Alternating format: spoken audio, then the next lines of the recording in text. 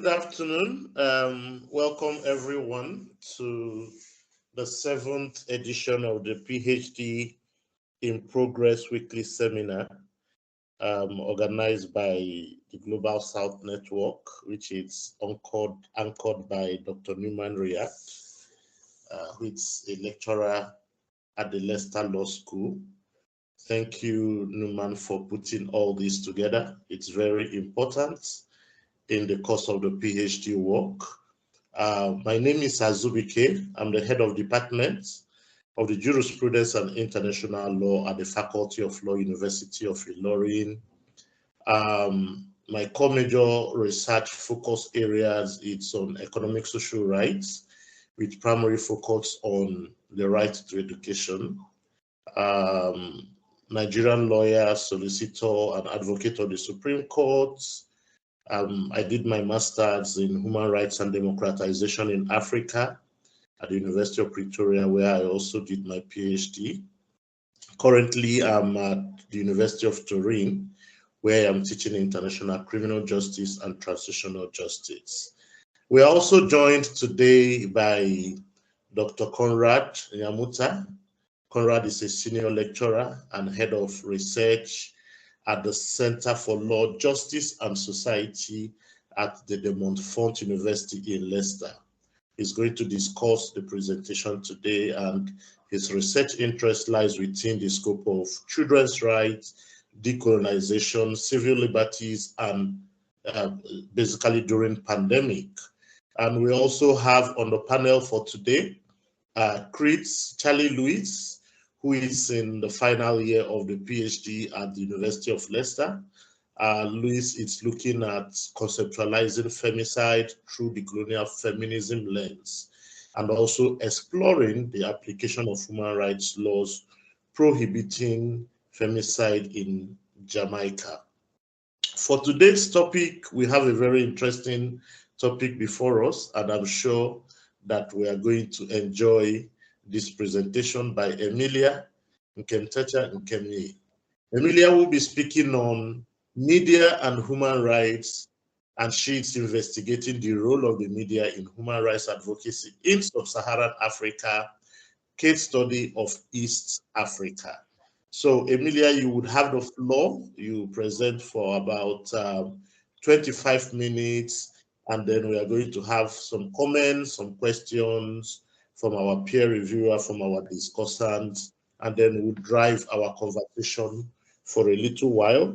At the end, I've read the abstract, quite interesting, quite engaging with some thoughts. I would also come in at the end and chip in one or two things. So I would just say, if you want to ask a question after the presentation and our peer reviewer and discussants have spoken, just use the raise your hands function, and I would give you the floor to ask your question or make your contribution. Emilia, please, you have the floor. Okay, thank you, Dr. Azubike, for the wonderful introduction, and just a bit of thank you to all the other panel members that are here present and every other participant today. Just as a means of brief introduction, I'm Emilia Nkengmey Nkengmey. I'm a current second-year PhD student at the University of Leicester, Department of Media and Communications. And my topic today, like Dr. Azubike rightly said, I'm looking at media and human rights, and I'll be investigating the role of the media and human rights advocacy in Sub-Saharan Africa. And then I'll be looking at a case study, East Africa. So just a brief rundown of how the presentation is going to look like. I'll give a brief introduction of the topic, a brief background to the study. Then I will talk a little bit about the research gap, the objectives of the study, and then the research questions, theoretical framework, and then lastly, I'm going to talk about the methodology. It's ending at the methodology because I'm just post probation. I just passed my probation 2 months ago, so I'm yet to go for data collection. That's why I will not really talk much about the findings and any discussions that I have found so far.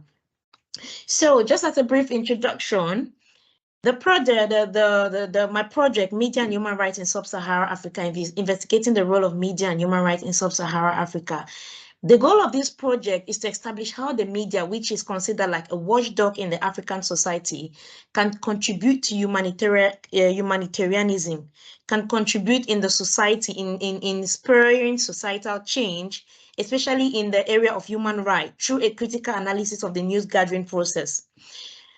The media, as we all know, is a very, very powerful tool, especially when it comes to the African context. If you look at African history, right from the beginning of colonization up to Africa's independence, you will see the very strong role of the media in helping Africa to gain independence, and even in post-independence Africa, we still have that dominant role of the media. So I want to see how this this tool, which is so powerful, which helped Africa gain its independence, and which is also very instrumental in acting as a check and balance to government and society, how we can better use this powerful tool in advocating other causes like human rights in Africa. I'm looking at two advocacy players here. On the first hand, I'm looking at the media, and on the other hand, I'm looking at human rights organizations. Why I've decided to bring in these two players is because, as we rightly know, advocacy is not the major function of the media. The media has its main function, which is to educate, to entertain, and to inform the masses. NGOs, on the other hand, their main function is advocacy. So they have better exposure, better resources in the advocacy domain. Now, literature has shown me that the media and NGOs, they share a very strong relationship. The media relies on NGOs for its information, while the NGOs will rely on the media to enhance its cause or to promote its agenda, to promote its mission, its vision, and the projects that it's running. So both of them will always work hand in hand and will always need each other at some point. So now I'm trying to understand how these two powerful organs can work together, not only in what they do already, but also in bringing societal change in the aspects of human rights. This particular project was inspired by the role of the media has played in Africa's history. Like this quote from George Ogola rightly said, there is little doubt that African journalism has become central to the everyday lives of the continent's citizen. It now defines the textures of their social, cultural, and economic practices and structures, and fundamentally shapes their political processes. So in Africa's development, you will always see that vital role of the media, that vital contribution the media has played in making the continent, or in both pre-colonial and post-colonial Africa. Again, taking you a little bit back on why I've decided why I decided to focus on media and human rights. Like every time that you see an update on the human rights report or the human rights reports in Africa, you will see that the reports are going worse and worse. There is little or no improvement, be it from Amnesty International, from Human Rights Watch. All their reports from back in the days up till today is highlighting gross human rights violation in almost every African country. These violations are not only limited to the government. The government has a major role to play in them. The individuals as well has a major role to play. And then I'm asking myself, there are thousands of human rights treaties out there.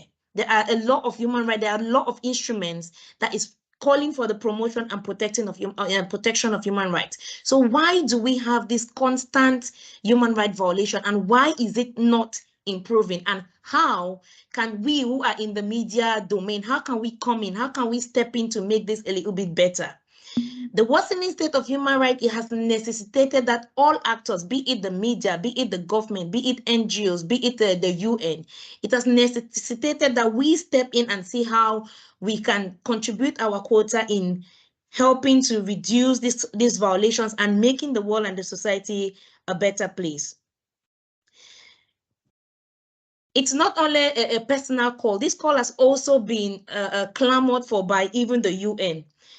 This quote by Hofmann It says, over the years, the UN and associated bodies have produced more than 41 documents emphasizing the importance of communication and information, and thus that of the media, in the attainment of social progress and development, and in promoting and strengthening human rights values and standards. So even the UN itself has understood that the media, communication, journalism has a major role to play in human rights advocacy in the society. I'm going to talk now a little bit about the research gaps, and the research gaps that I found around these topics. I've divided them into two. First of them will be geographical, and then the second one will be contextual. I'm looking at Sub-Saharan Africa, and based on the literature that I have reviewed so far, there is lack of research on media and human rights in Sub-Saharan Africa.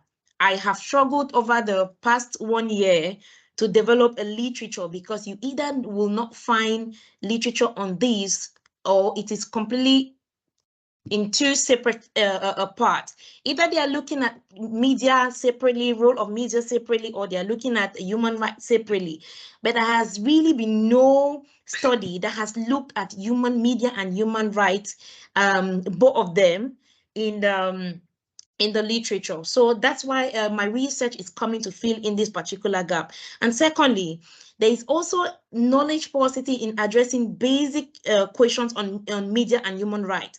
For instance, most of the papers I've looked at, both based in Africa and internationally, none of them have succeeded to answer questions on how the media will treat human rights issues, how the media covers human rights issues, how it analyzes and how it reports on these issues. A lot of the studies that I came across have looked at media's reporting of human rights. For instance, the number of human rights stories that will appear on a newspaper, on a TV, or wherever. Just the story counts. The number of stories that will appear on the front line of a newspaper or as a main story. A lot of them have not been able to understand how the media will cover and report, how the media treats human rights reporting. Will they treat human rights like every other story out there, or is there a particular focus that they give to human rights reporting? So that is another part of the gap that this particular study is coming to fill in. Now, the objectives of the study is, first of all, to understand the function of the media in a fragile and transitional democracy. As we all know, Africa is still in a transitional, most African countries, I would say, are still in that transitional democracy period, where they're still trying to build their government, they are still trying to construct their societies to be more advanced in comparison to the developed countries. So I want to see the role that the media can play in advancing social causes like human rights. And then I want to reawaken the need for the media to maximize available resources and influence to facilitate social change. The media is a powerful instrument, like I would rightly say. The media, even though the role of the media is to inform, educate, and to entertain, the media can use the power not only to inform and educate, but also to drive social change. So I think that it's time for media professionals to see this particular aspect of their reporting, and not just reporting for reporting's sake. It's gone past the time that media professionals will just report for reporting's sake. I think that it is time for them to be conscious about the reports that they put out. They're conscious about the information, conscious about their activities, because it has the potential of driving social change, especially with the coming of the digital media, where everyone has access to the media, everyone has access to a phone and a camera, and everyone can put out information out there. And that's a concept we call citizen journalism. Everyone has the capacity now to report what is happening out there.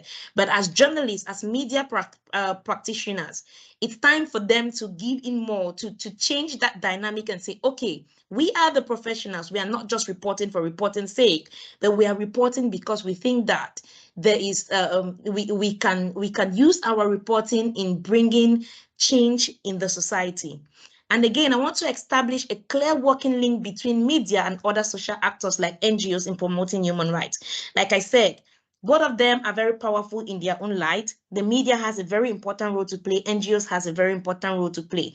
Now, I want to bring a clear link how both of these two powerful structures can better work together and in making sure that their objectives are really well attained. And then lastly, I want to understand the challenges that the media face. It's true that the media has the potential of driving change, but that doesn't go without challenges. The media faces several challenges. I want to understand what are some of these challenges that they face in order to be able to propose better solutions on how the media can better serve the society. I'm looking at 3 or 4 research questions. The second one, I think I have to break them into 2, but for the purpose of this presentation, I will just leave it at the three research questions I have for now. So I'm looking at my first research question will be to understand how the political economy of ownership structures of the African media, how it can influence editorial policies of human rights reporting. The literature that I have reviewed so far has shown that ownership structures of the media in Africa has kind of a major role to play in what stories are being reported. For instance, in my country, Cameroon, what government-owned media houses are going to report on is going to be completely different from what privately owned media will report on, because the government institutions have their editorial policy. And most of the editorial policies in my country will be that government opinion, government policies will always prevail. So any report that goes against the government will be intentionally left out of the media reporting. So I want to understand if this is the same with all the African countries, or every other country, on how that structure, how that ownership structure affects human rights reporting.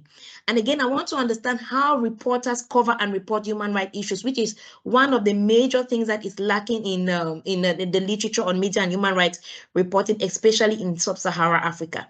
I want to understand how journalists will cover and report human rights. Do they treat human rights like everyday story? Do they give it a particular kind of focus? Do they treat it differently? Would they give it in more airtime, more airspace to particular human rights stories? Or will it just be a one-off reporting? Would there be a continuity in the reporting? Would there be a follow-up? So these are the kind of aspects that this particular research question is trying to find out. And then I'm trying to also find out to what extent human rights organizations, NGOs, can influence journalists' report on human rights. Now, like I said, advocacy is not the major function of the media, but advocacy is the major function of human rights organizations, NGOs. So NGOs will have more resources and more expertise in human rights. Now, I want to understand, with this expertise and with these resources, can they successfully use the expertise that they have in how can I say it? Can they use the expertise that they have in influencing how the media reports on human rights issues? Can they change the media agenda? For instance, if the NGOs will send out press releases, press content to newspapers, media houses, and radio or TV stations, will it influence their reporting for that day? And then the last part of it is, to what extent do financial resources limit the capacity of the media to report on human rights? We all know that financial struggles are very, very common with African media. Most of them are self-funded or they rely on government subsidies. So does this financial incapacity of the media, does it have any role to play in how they report human rights issues?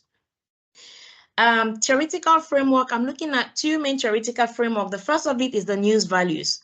And news values basically talk of how journalists or how media organ the criteria that they will use in picking and reporting their news. What is the likelihood for one story to be picked over the other when in terms of news reporting? And then the second one I'm looking at is the political economy of the mass media, and I'm looking at the propaganda approach. The propaganda approach is highlighting inequality of wealth and ownership in news content. It says that in terms of ownership, the media organs that have the resources, they are capable of driving the agenda for the other organizations which will not have the financial capacity. And again, media's over-reliance on advertisement would come in such a way that they would rarely have control over what content they put out there, especially if it doesn't fall in line with the objectives of the advertisers, who in most cases are funding the organizations. So funding issues here come into play when we talk of news values and what stories are being picked to be aired by the media over what stories. Those who have financial prowess will certainly have control over what the media puts out there. So those are basically the two theoretical frameworks that I'm looking at. I also I'm considering also looking at the agenda setting theory of the media, how the media can set the agenda. And I'm also looking at the social responsibility theories of the media. Those are two other theoretical frameworks that I'm considering to look at. I just have to explore a little bit more on them, and then I'll see how that fits into my research. For the methodology, I'm using a qualitative approach, and the sample is my sample size is Sub-Saharan Africa, and then I'm focusing on 4 main Sub-Saharan African countries. I'm looking at Kenya, Uganda, Rwanda, and Tanzania. As to why I picked these countries, literature that I've reviewed has shown that there is a growing activity of human rights organization in Sub-Saharan Africa, and again, it's a convenient sampling because most of my participants are readily available in this country. So it's going to be easy for me to collect whatever data that I intend to answer my research questions.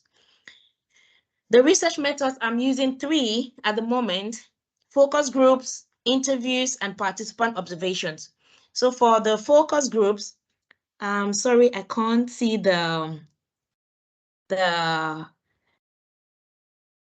so if there's any time for me, I'm finding it difficult to see the, sorry?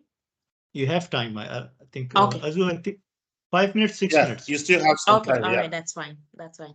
So I'm looking at the first research method that I'm using. Like 5 minutes. 5 more minutes. Okay, that's fine. The first research method that I'm looking at is the focus groups. I want to organize a focus group with journalists in these countries, both print, online, digital, and traditional, both traditional and digital journalists, because all of them have a vital role to play. And I'm looking at organizing focus group with 10 journalists per session in each of these countries. The session is going to run for about 60 to 90 minutes. And I want to talk to these journalists who are the main people in the field, who go out there and cover these stories and report on these stories. How do they treat human rights stories? Does it have any priority of place in their reporting? How would they normally treat it? Will it just be a one-off reporting and they go into the field, cover, report, and after that it ends there? Or in cases of gross human rights violation, do they have a way of following up those stories, a way of reporting those stories that will necessitate any kind of reaction? And then I'm also looking at interviewing, first of all, the editors-in-chief of news organizations. Why editors-in-chief? Because they are the main decision makers in the newsroom. They will decide what story goes on the agenda for coverage, and they will decide what stories that will be eventually reported after the coverage. I want to understand what are the news values. What news values will they use in picking the stories? And then secondly, I'm also talking to communication officers of human rights organization. Communications officers of these organizations they will manage press and media relationships. So I want to understand how they will relate with the media. Is it a conscious relationship they have with the media, where they will have a particular media strategy which falls into a particular kind of a strategy? Or is it just a kind of, okay, the media is there, we can use them whenever we want to use them, or we just send them documents, press releases as we want to send? Or is it like a conscious effort that they use in changing the media agenda and focusing on and highlighting certain human rights violation? And then the last part of it, I'm looking at the participant observation is still under consideration, and this will be based on the fundings that's available for me to go into the field. I'm looking at a participant observation at Amnesty, Human Rights Organization, and that will be either Amnesty International or Human Rights Watch first, and then I'm looking at that a 1 month at the Human Rights Organization and a 1 month in the newsroom. I want to be a part of those organizations in order to understand their processes. How do they operate, their operational processes? And I want to see, okay, this is normally what a communication officer will tell me. Now, what is it? What is it that they actually do in practice? I want to be able to pick up and make up that comparison and say, okay, fine, this is what the media or the strategy of the NGOs are, but in practice, this is what is actually done. So I want to be able to see if there's any synergy in the strategy that is put in place and in relation to the practice that is actually being carried out. The way forward at the moment, I'm just, like I said at the beginning, I've just passed probation level, so I've not yet gone into data collection. I'm not able to discuss any early findings at the moment, unfortunately. So at the moment, I'm at the stage of ethics approval. That has been sent in already, and I'm just waiting for the approval to be finalized so that I can plan data collection. And yeah, thank you.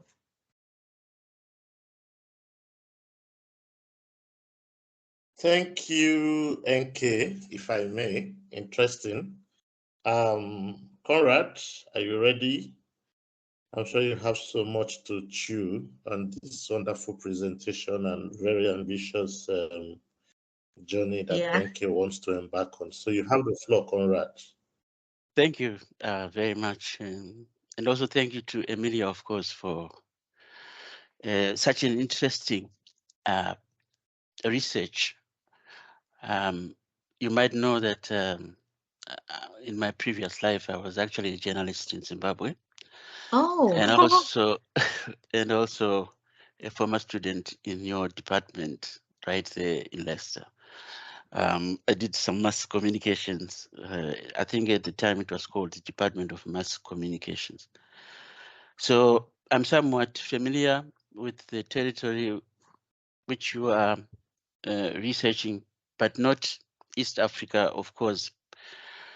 And I think it is a very pertinent topic that you are trying to research, that nexus between journalistic practice and the advancement of human rights. This is, I think, something that has been topical even in the area where I come from, which is Southern Africa, Zimbabwe, South Africa, etc. I think you've laid out your objectives, you've laid out your methodology, and also your theories, which is expected of a good PhD research. And particularly noted something that is also familiar in my home country, that there is a distinction in practice between private media and also state-owned media. So I think that the character of a government or a regime, here I'm thinking about whether it can be regarded as democratic or authoritarian, etc.,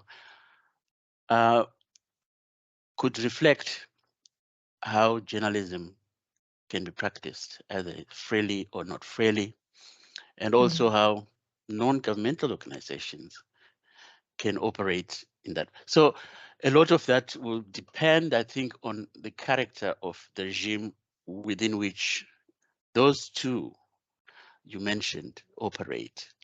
Now, I'm not familiar with the ones that you have picked. I think it's Uganda, Kenya, Rwanda, and Tanzania, and how I would characterize them. That are they democratic? Are they authoritarian? Or whatever character that they are given. So I think that is something that I felt myself in terms of practice in Zimbabwe. I don't characterize the government of Zimbabwe as democratic myself.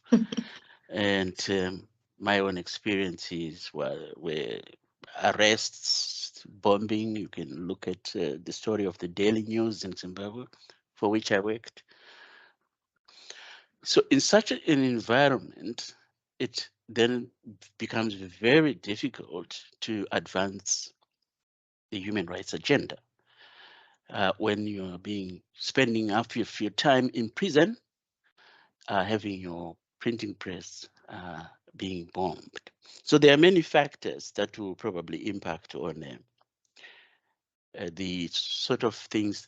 I'm hoping that from the interviews, the focus groups that you are organizing, you'll be able to extract that information that then will give you a picture. I do have a few questions that I would also want to ask you, because I was told I would only have about 5 minutes. I mean, your title, Media and Human Rights, investigating the role of media in human rights advocacy in Sub-Saharan Africa, case study of East Africa.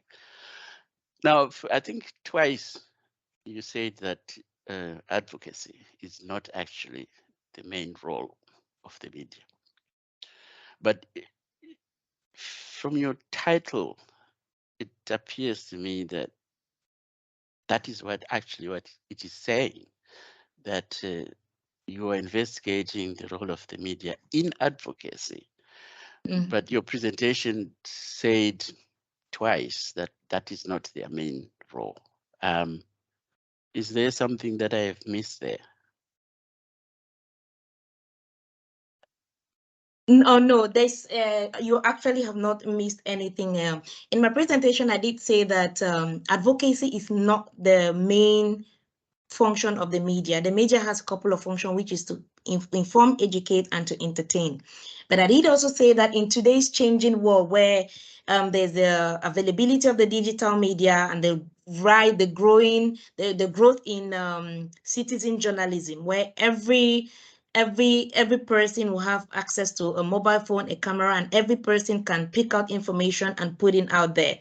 There is that need for journalists to get out of that space and say, okay, instead of just informing and educating people like we just do, why don't we go a step forward and drive social change through advocacy?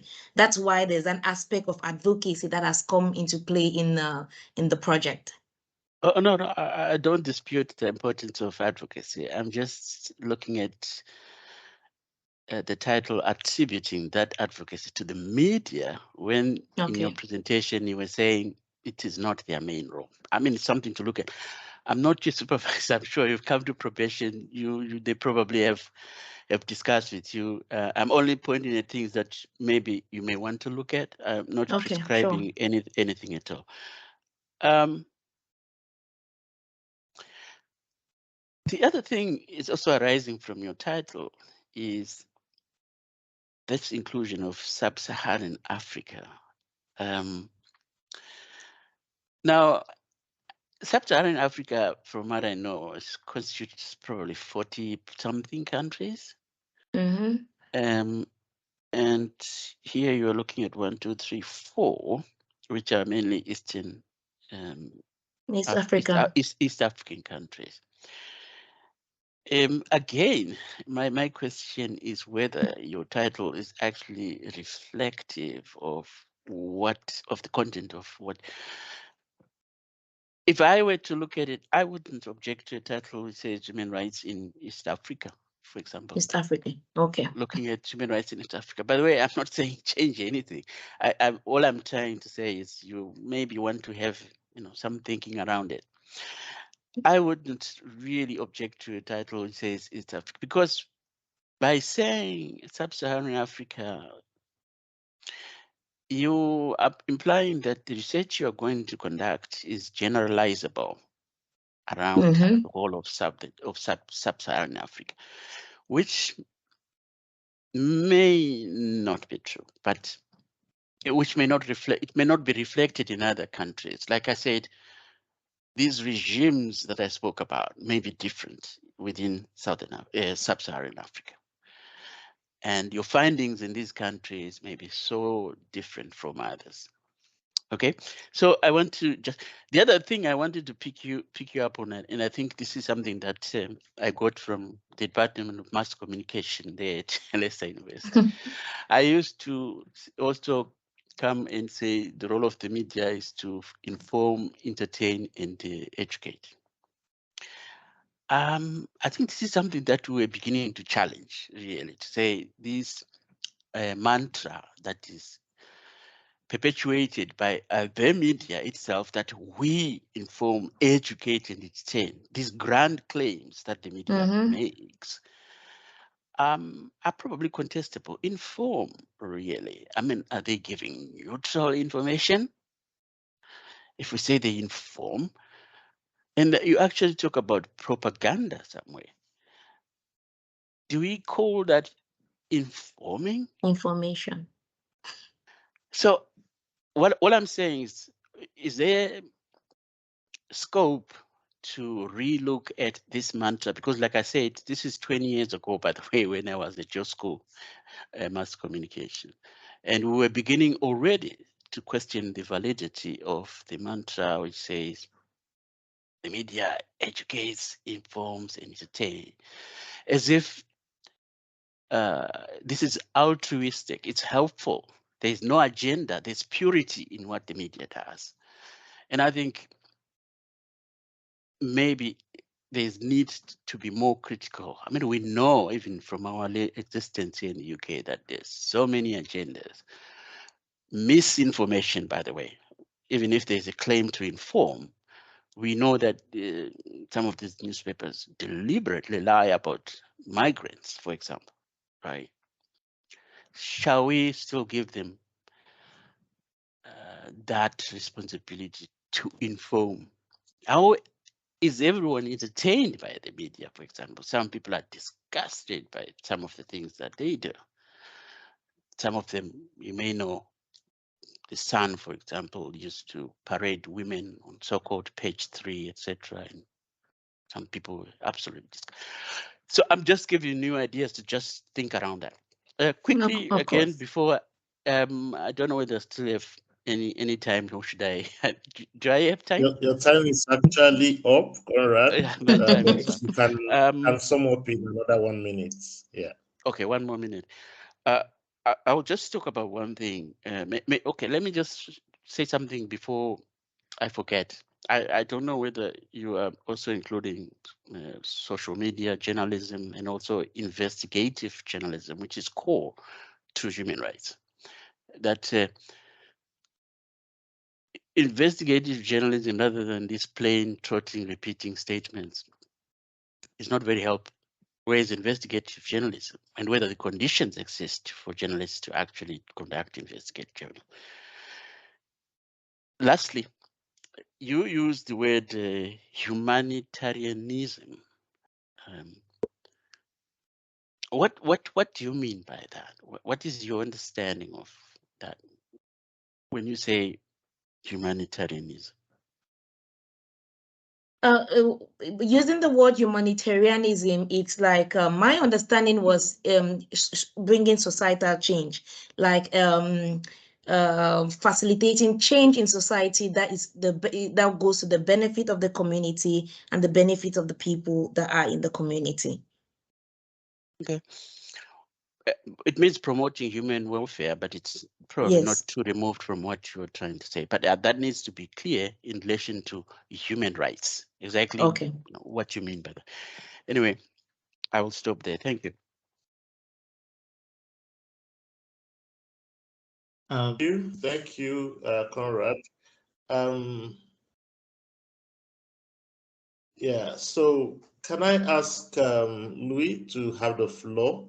Maybe perhaps if you want to stop sharing the slide so that we can have a fuller space to engage. Yeah.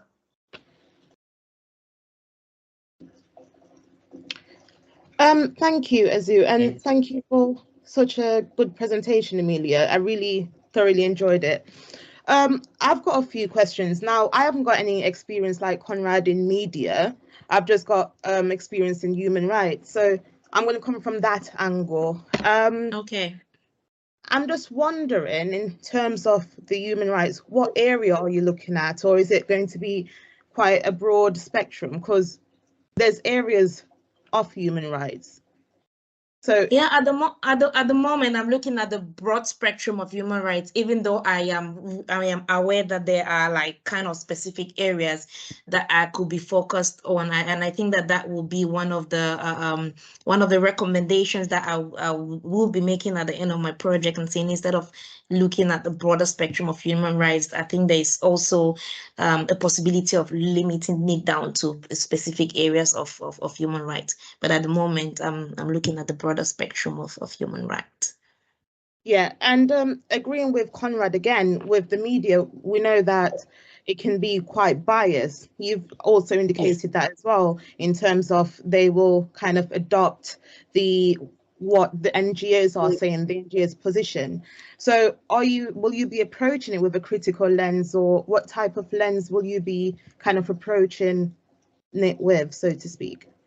I'm really hoping to look at it from a very critical lens, and that's why I'm planning to do like a participant observation, because I need to understand what normally when you interview them, they will tell you what they want to tell you, but that's theoretically.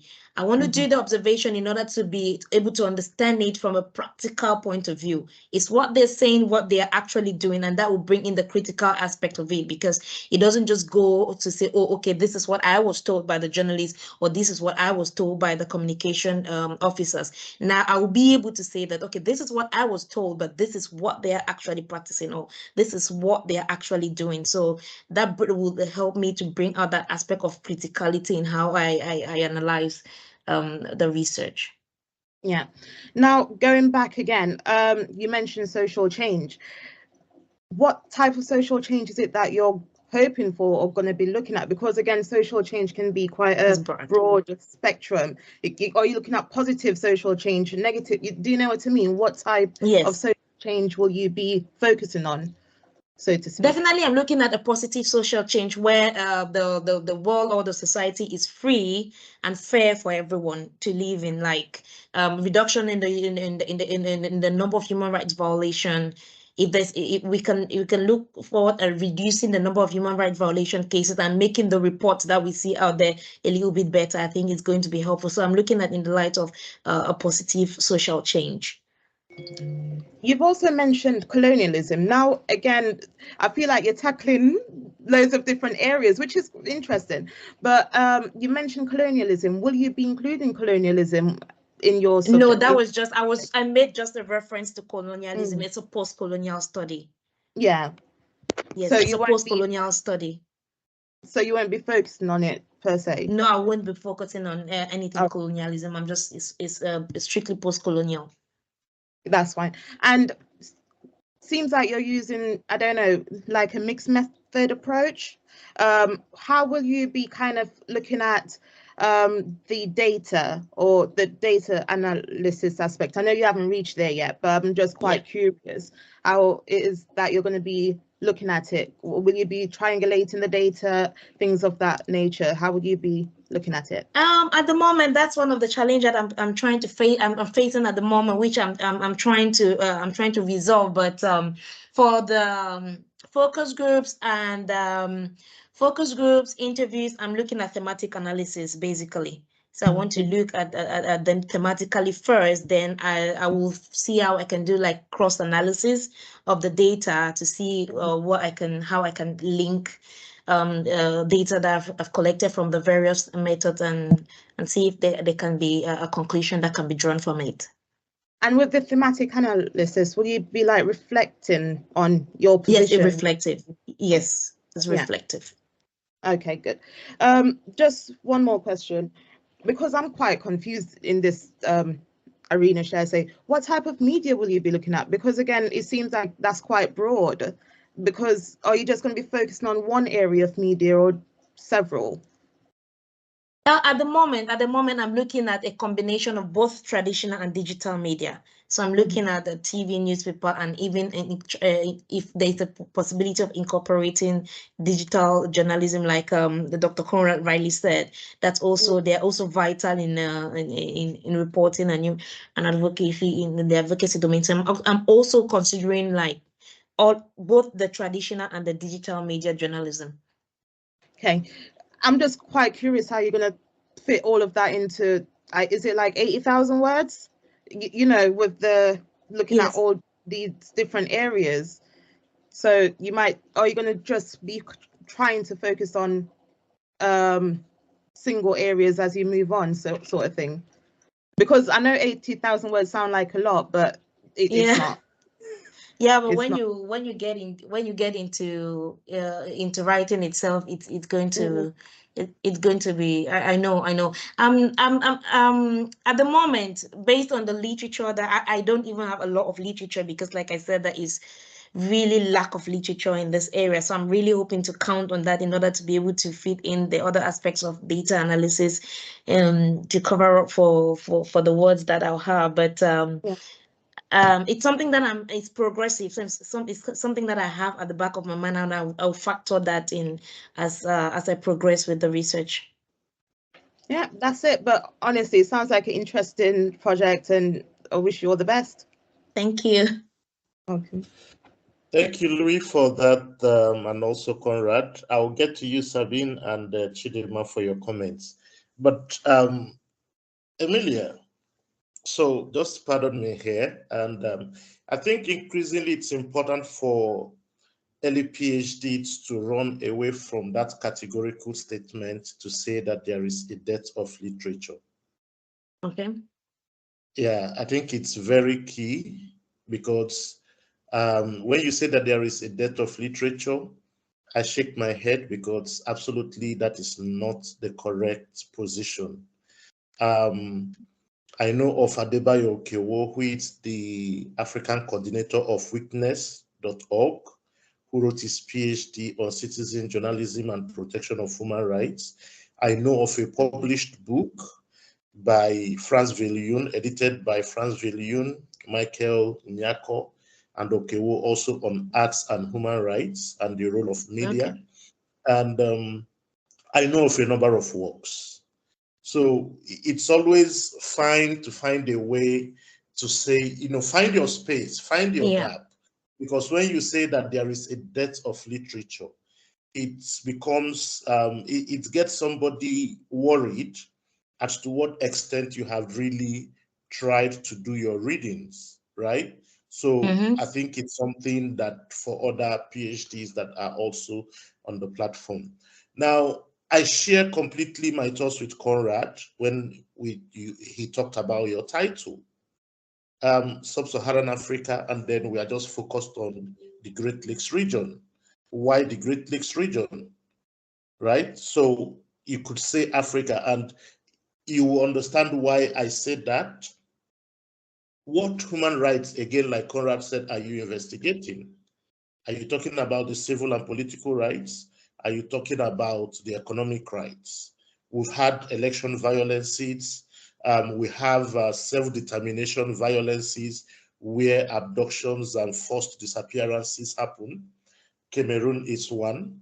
You have the Ambazonia struggle as one.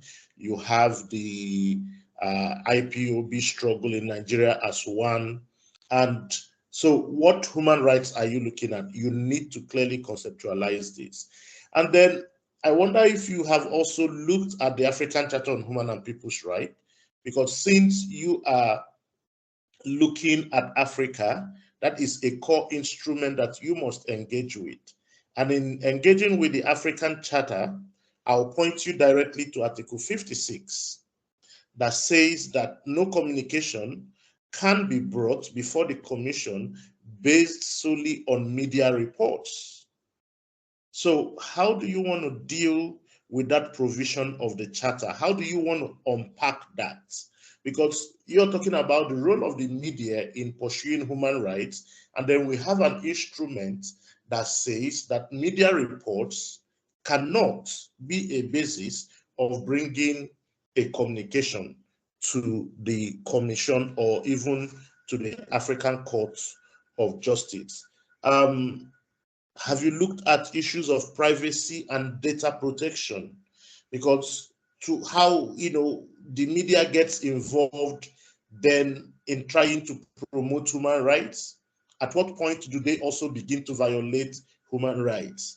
I know of a couple of articles around the sharing of footages, on the streets and all of that. So at what point do I use my camera, even when I'm trying to report a human rights situation as a citizen journalist, do I begin to violate other people's privacy rights? And there are a few cases before the Commission. You have the media rights agenda versus Nigeria. They had several cases that has been determined at the African Commission. How did they do it? On what basis did they proceed? You have the Article 19. You have the cases of Article 19 and the interpretation of Article 19. Within the African human rights architecture, I'm aware of the Declaration of Principles on Freedom of Expression and Access to Information, because here the media, as you would rightly portray, it's also supposed to broaden the scope of access and availability of information. So you also need to look at this. And basically my suggestion would be that pick the particular human rights situations you want to investigate, and then that will solve the challenge Louis was trying to point out to you, the challenge of limiting yourself to 80,000 words. Because when you begin to look at all human rights situations, is it forced disappearances? Is it economic and social rights? Is it electoral democracy? Is it electoral violence? You're looking at Kenya. What role did the media play in the electoral violences in Kenya and Cote d'Ivoire? Because those were two situations that we know that went before the International Criminal Court. And we know eventually the prosecutor had to recuse itself from continuing with that. So what role did the media play at what stage? So it depends on you to now define the scope of human rights you're looking at, and then also engage with the African human rights architecture, because honestly, there is so much around it. FOI is increasingly in the front burner in Africa. So how is the media engaging with the FOI bills and acts in various countries to source information and also to advance? Sorry for the interruption. I think we have questions from the attendees, and we are very short of time. Emilia, just so you know, it's very impressive, and I think these all these questions, number of questions and in-depth analysis show high level of interest in your presentation. I am very much impressed by this thing. I never have such a presenter who generated this much level of interest. So let's go to the. You don't need to respond to all these questions. You noted it down. And let's listen to their questions, and then you can respond, as a summary, as a general response to that. And we are very much aware you are in the first year of your PhD, and again, I would say it's very impressive that you at this stage you have achieved this much. So let's move to Chidinma, and there's another question by Sabine. I think Sabine is first. Yeah. Just before Sabina comes in. I really appreciate if Dr. Azubike can send me the research he talked about, because I've done a lot of digging, but I've not really been able to get the particular publications he talked